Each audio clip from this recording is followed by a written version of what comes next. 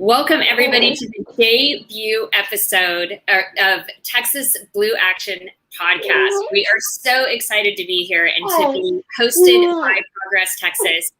My name is Lynn, and for those of you that may have missed it, last week, Texas Blue Action did a podcast takeover for the Progress Texas Happy Hour, where we hosted an incredibly valuable conversation about SB8, the abortion bill, with an incredible panelist of women. You know, it feels important as Texans to be telling our story in this national narrative that has come out around this legislation, that it really wants to beat up on what's going on here and pretend like we're all lumped into the same group, and ignoring the advocacy work that has been going on for a really long time. And so it was important to me for this episode to be able to continue that conversation with some other tremendous advocates that have been doing this work for a really long time. And so this is our debut episode, and I just want y'all to know that this is going to be the place where Texans come to tell their story about the fight for our state and then what we can do to make a difference here. So thanks again for being here today.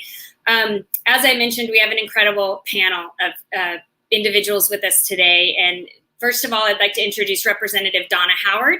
She has been our Texas state representative in House District 48 since 2006. She has also been a staunch advocate for women's rights and reproductive justice. Thank you for joining us.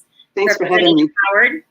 We also have Stephanie Gomez, she, her, Aya. She is also a social justice advocate and has been, staunch advocate in our legislature trying to fight crazy and egregious bills like SB8. And then we have Jenny Pudalovich-Ross. Hi, Jenny. And she is the mother of 3 girls. She's been sharing her abortion story for 10 years and has sat on the board of Avow and Jane's Due Process. So thank you, everybody, for being here today. It's really great to have you join us. And Representative Howard, I would like to start with you and ask you to tell us a little bit about what the abortion bill is and what it means for pregnant people of Texas. Well, yeah, thank you so much for having me and for focusing on this issue. It's obviously of huge concern to all of us and to our entire country. And let me also preface this by saying life gets in the way. I have a grandchild in my lap who may make a little noise, but that's actually part of what we're talking about here. We have different things going on in our lives. These are private decisions that we have a constitutional right to make in terms of our families. And what we had happen with SB8, the so-called heartbeat bill, which we passed in, the legislature passed in the regular session that ended in May, but it did not go into effect until September 1. So I think a lot of people got caught off guard by what actually happened when it went into effect. It is basically saying there can be no abortions after basically 6 weeks gestation, which is 4 weeks of pregnancy, which is about 2 weeks after a missed period before a lot of people even know that they're pregnant. The determination is a so-called heartbeat, but the bill has been written to include any kind of cardiac electrical activity that can be detected. And at that point in time, there is no heart, there is no heartbeat, but there is cardiac tissue that emits electrical impulses that can be picked up with a Doppler machine and made to sound like a heartbeat. So it's got a very visceral connection to people, thinking, oh, I'm hearing a heartbeat. It really is an emotional grabber is what it is. But the fact is that this is an embryo. It's not even a fetus yet, and it has no heart, but it's basically a de facto ban on abortion because it occurs before probably 85% of abortions are typically performed. What makes it even more egregious, of course, is the private cause of action, which was their get around in terms of not being able to go to the courts for an injunctive relief. So any private citizen, any vigilante can sue anyone who aids and abets, including transporting somebody, taking care of their children, whatever. It's just absolutely unthinkable what has been put in place. And with the emergency effort to get the Supreme Court of the United States to push a pause button so we can get this thing sorted out. They refuse to do so. Mm-hmm. So the bill is in effect. Now, abortions are still legal. Everybody has to understand that. They are still legal. But unfortunately, there's a real chilling effect on anything being done after 6 weeks gestation. So right now, there's some temporary restraining orders that are in place, maybe have some minimal impact with that. Then we've also got the Department of Justice has sued the state of Texas. Mm-hmm. And that is going to be before a judge in Austin, a federal judge in Austin on October 1st. That's our biggest hope right now for having a stay on this legislation. But make no mistake, this is going after eliminating our access to a constitutional right to have an abortion before viability occurs. And so this is really having a chilling effect on our state. And every other state is having to look at this now as the potential of where we might be going.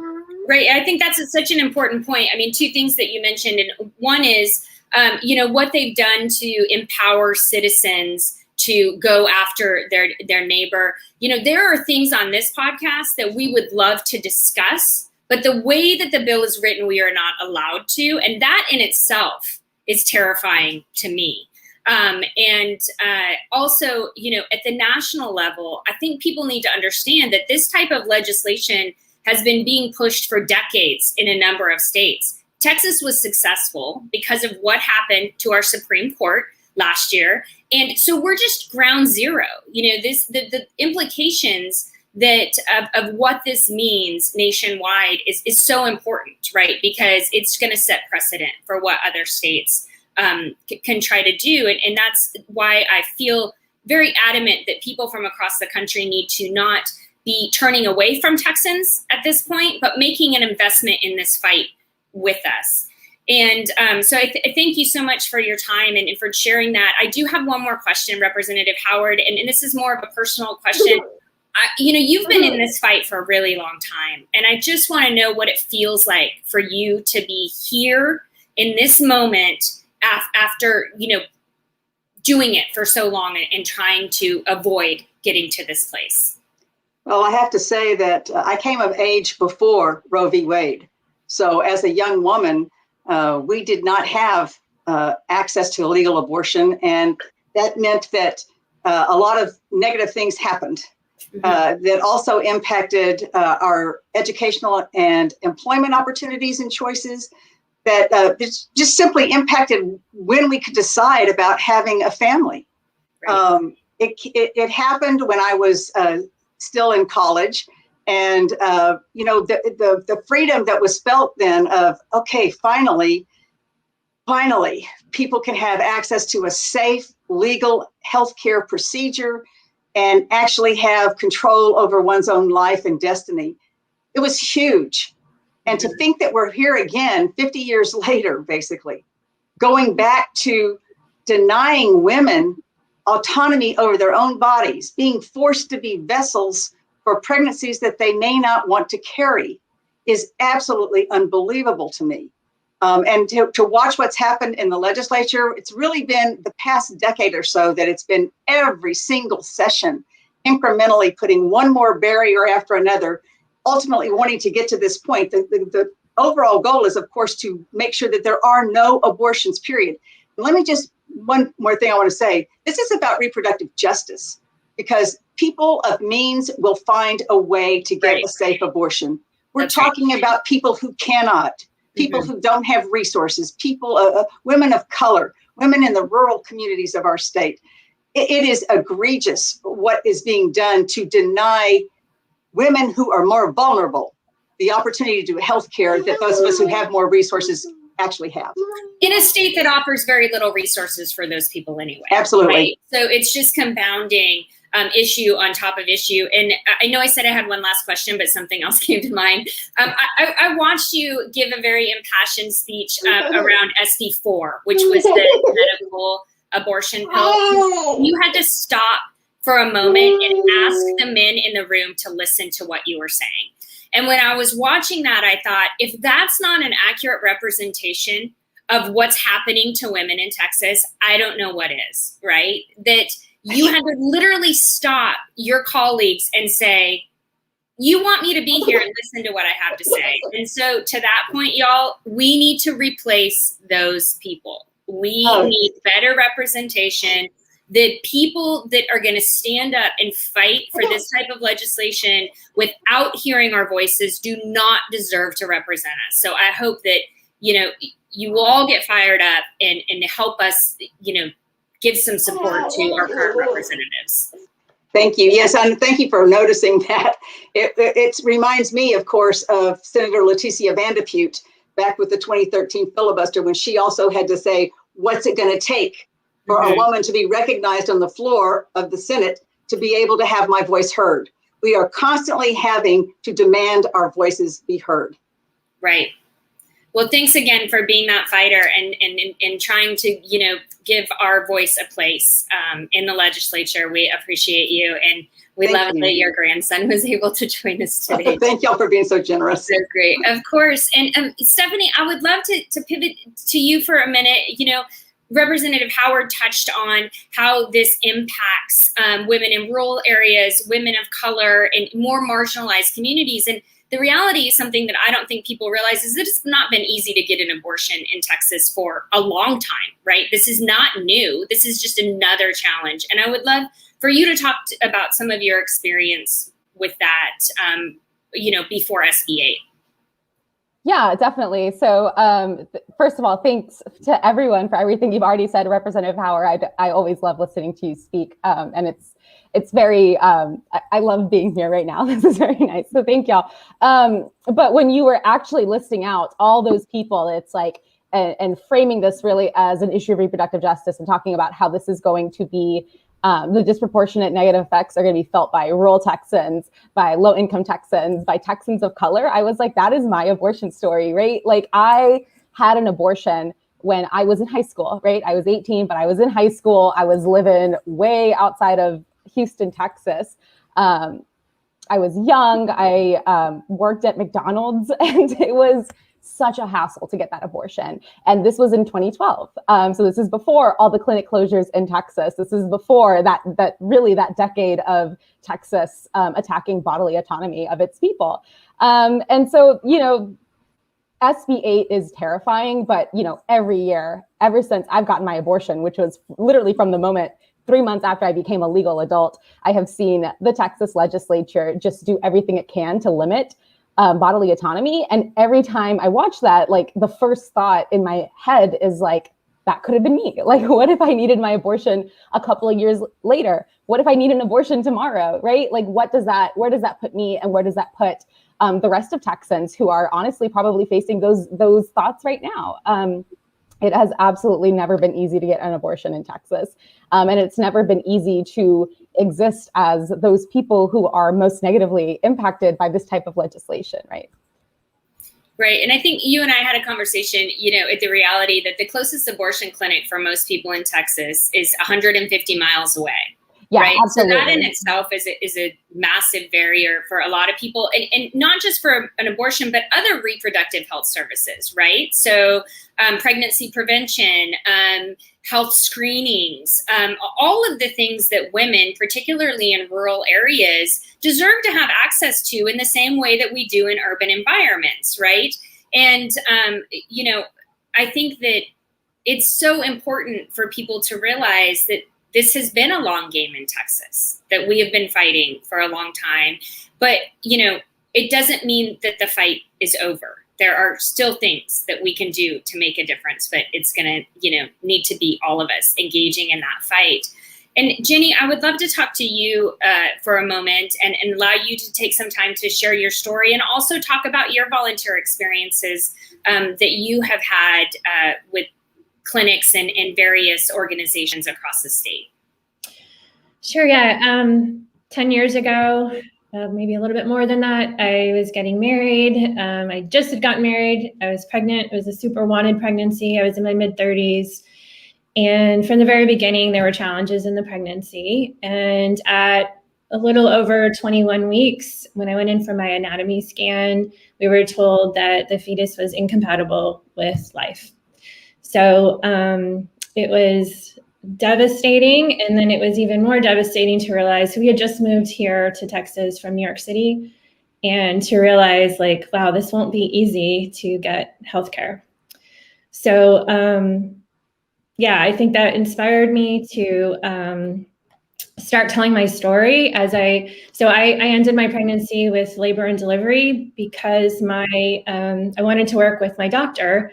And at the time I was told I could choose a D&E and go to Planned Parenthood on abortion day, and I was visibly pregnant, or I could continue working with my doctor and have to go through labor and delivery. So to think that even back then, before all these additional barriers have been put in place, my doctor didn't have all of the options available to her on how the best way to treat my particular pregnancy is just heartbreaking. And I don't think most people realize that.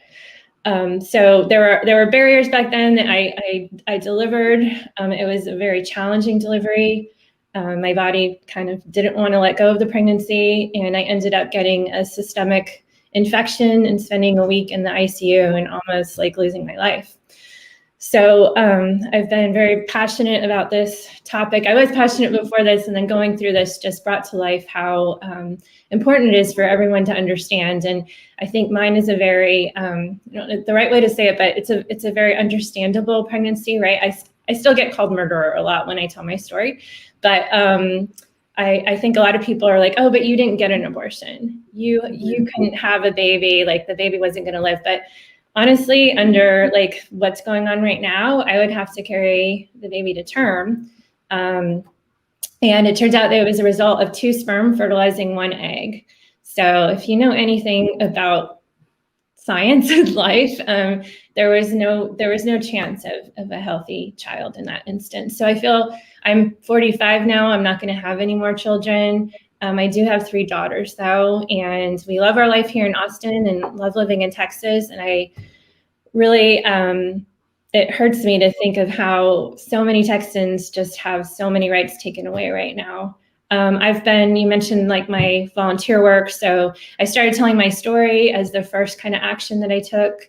And then I connected with what was called NARAL Pro-Choice Texas. It's now called AVOW.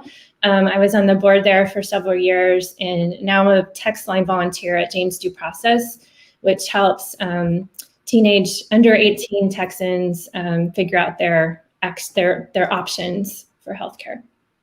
Sure. And I'd like to circle back for a minute to something you said that I think is really important, is that people can be understanding of your type of abortion, right? And at the end of the day, being, and I certainly do not want to sound insensitive to your situation, Jenny, and you and I are friends, so I'm comfortable asking these questions. That as a white woman and as somebody that had means, you were able to get that access. And that people around you want to make excuses for that type of abortion as being okay compared to maybe why other women might choose to do that. And I think that it's important as middle-aged women that, we're talking to our other middle-aged white women that are helping support this type of policy and are lifting up the legislators that are doing it, because they're not willing to learn about the other stories and why it doesn't matter who chooses to do it, right? That it should be our choice regardless. And Steph, I'd like to loop you kind of back into the conversation, because what we've also seen from that group of women is really sort of frustrating since this bill was put into place, where people are using terms like the Texas Taliban and comparing what's happening here to the Handmaid's Tale. And I would love both of you to speak to why that's dangerous. Maybe Steph, you can tackle the Texas Taliban, and then Jenny, you can tackle Handmaid's Tale. But that narrative is not helpful. And it's not accurate, and it's not fair, and it's not placing the blame on the extreme right groups that are fighting for this type of work. And so, Steph, do you mind sharing your thoughts around why we shouldn't be using terms like that? Yeah, I have a lot of thoughts on that, and it's always a very difficult moment, right? Because I know that people are trying to bring awareness to the situation, and they're trying to just really express what's happening. But like, you know, as a person whose family is, you know, it came from one of these like third world countries that people like to talk about where these types of things only happen. I'm doing quotations for people who could not see. It's very insulting, right? And you know, every time that Texas is in the news, people like to come in and tell Texas, this is something that is otherworldly. Texas is this place that you just have to get out of because it's like these crazy far off lands. And that's 100% not the case, right? Like we have seen extremist legislatures across the country doing the exact same things as Texas. That's right. And you know, the violence against bodies, and especially the bodies of Black and brown women, is something that is deeply tied to the roots of this country. And that is a history that we have to understand and acknowledge and you know, always just put front and center when we're thinking about like why our legislation is what it is. And so I get where people are coming from, but it's just honestly insulting. And like, you have to understand, I think, that the Texas legislature is not doing these things because it's seeing what other countries are doing. This is just 100% exactly what they want. And, you know, Texans are the ones that are suffering because of this extremist legislation. Sure. And I think it's important to reiterate the point that you said, that people are trying to create awareness, and that's beautiful. We do need that, and we're thankful for that. But we're in a moment where we can have the conversation about why it's important that once you know better, to sort of do better. So maybe we can all just stop using that terminology and speak more, you know, positively and productively about how we can get the work done and how we can create awareness that's going to you know, bring us positive change that we desperately need here for Texans. And so, Jimmy, what are your thoughts on the Handmaid's Tale type of visual that people like to create? That's an example of when you know better, you do better. So years ago, the show was just coming out, and the former director of what was then called NARAL Pro-Choice Texas had I think it was right after, because the show was coming out, and she had seen like some handmaids walking down the street in Austin. She was like, that's a visual that's very compelling. So we did an action at the Capitol where I dressed up like a handmaid. I think this was 5 or 6 years ago, maybe around there. And it made a statement. We had a lot of headline, we got a lot of press, but we also realized that it was harmful. We got feedback from people saying that that's a fictional book, that it didn't bring in any of the race and background and ethnicity and all the other issues, and it just centered white women in it. And we issued an apology as a group. We discontinued that action. And I feel like we learned from that. And so it's hard to see. I mean, the show still is on, and not everyone remembers that far back. We have a very short-term memory with social media. And so I hope that it's not an attack on anybody who's sharing it right now. If this is your first kind of awareness of the issue, I get it. But now, if you do know better, then you can do better going forward, and just concentrate on, I mean, what I was talking to my husband about preparing for today is the white Christian nationalists, I'm going to call them, that have this. I mean, we are not religious, and my husband was actually brought up Jewish, and in Judaism, life doesn't start until the first breath. And so the idea that this is like some religious freedom is, I want freedom from their religion, honestly, because this is, it is so focused on one particular viewpoint that it makes me want to scream.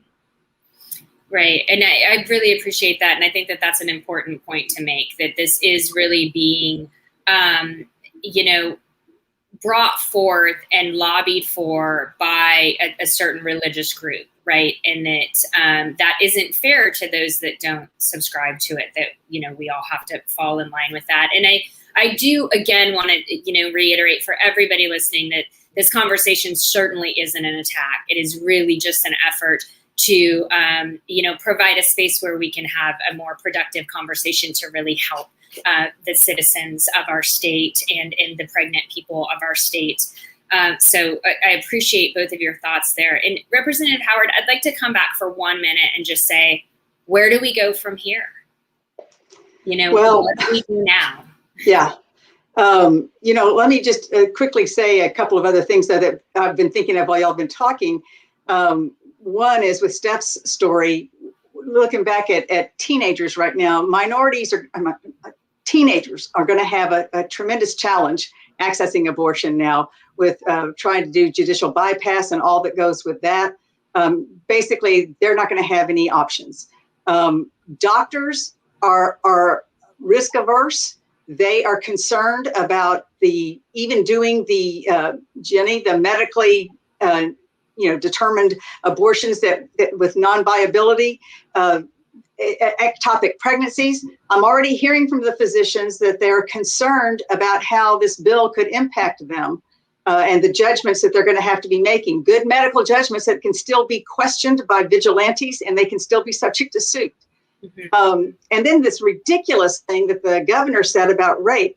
The fact is that this particular legislation does not provide any options for rape or incest.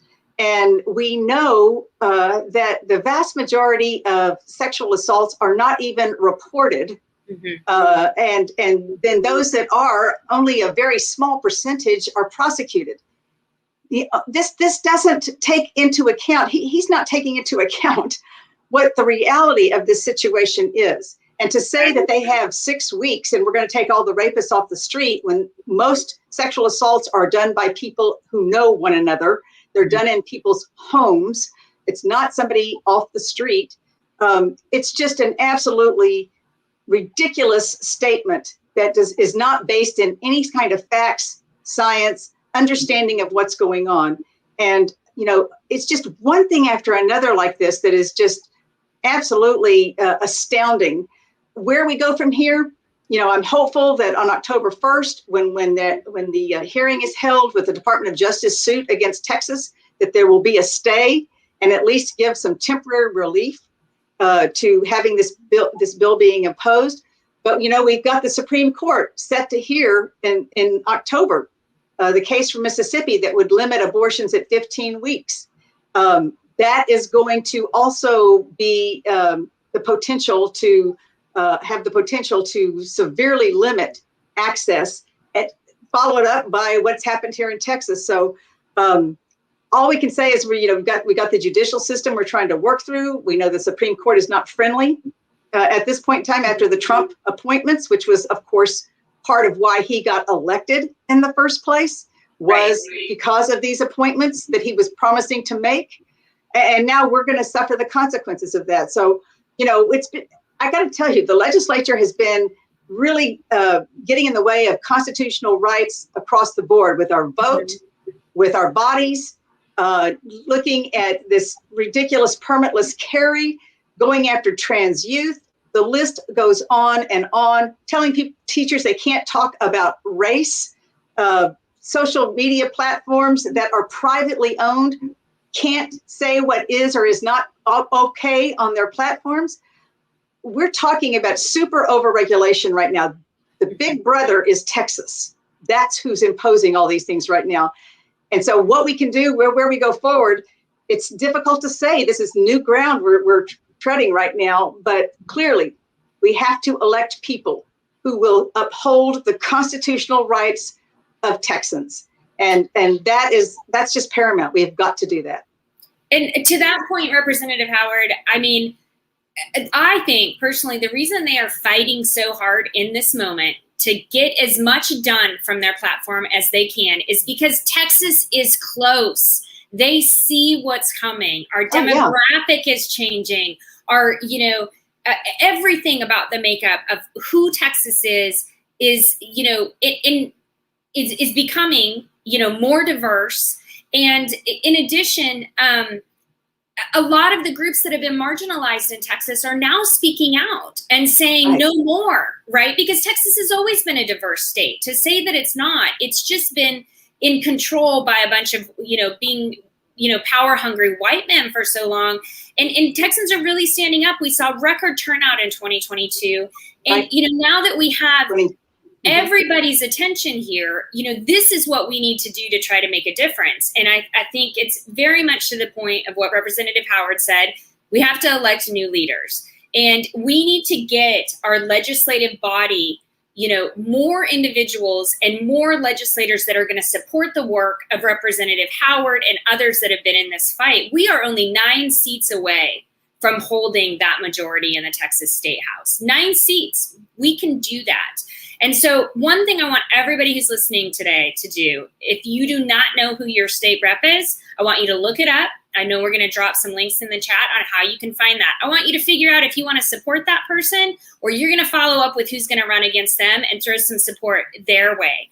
I want you all, as another action item, to remember that we don't need to reinvent the wheel here in trying to support people in Texas who are looking for reproductive health care. There are a number of organizations who have been doing this work forever. Find one and support them. The newest shiny object is not always the best to jump on board with, because these other organizations really have the infrastructure in place to help people. So, find an organization that you can support.